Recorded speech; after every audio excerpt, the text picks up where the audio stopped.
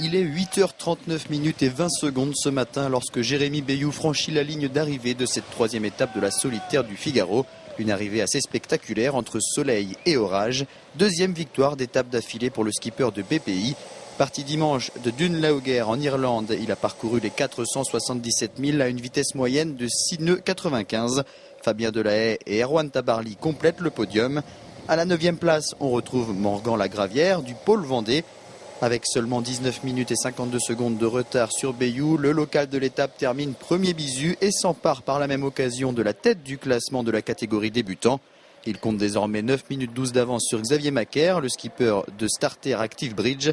Après un début de course difficile, il a su redresser la barre. Je suis vraiment pas très bien parti sur cette étape. En fait, on a eu une grosse zone de dévent là, au niveau des côtes irlandaises dès le départ. Et puis ça a donné lieu à des gros écarts assez rapidement. Et un écart de 10 000 au bout de 3 quarts d'heure de course. Donc c'est sûr que ça m'a mis un coup moral d'entrée de jeu. Mais bon, je savais que la course était longue, qu'il y avait encore du chemin à faire et qu'il y avait des belles choses à faire derrière et des moyens de se rattraper. En tout cas, je partais vraiment dans l'optique de limiter la casse plus que de faire une belle place.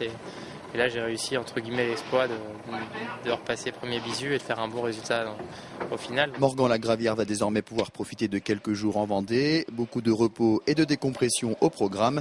Il faudra ensuite se replonger dans la course avec forcément des objectifs, mais aussi le plaisir de participer à cette grande épreuve. Je pense que l'ambiance de la course est vraiment tout l'ensemble est assez plaisant. Et puis voilà, il est assez médiatisé. On a vraiment l'impression d'être reconnu sur ce qu'on fait. Mais c'est vrai, mais bon, après c'est aussi, je pense, l'aventure qui fait ça et justement le fait de se faire mal et de vivre des étapes assez longues et difficiles fait que je pense que ça impressionne d'autant plus, quoi. Cette troisième étape a été beaucoup plus difficile pour l'autre skipper vendéen de cette solitaire du Figaro, Frédéric Rivet. Il termine 38e avec plus de 4h36 de retard sur le vainqueur. Dimanche, à partir de 9h30, les concurrents s'élanceront pour la 4e et dernière étape entre les Sables d'Olonne et Dieppe.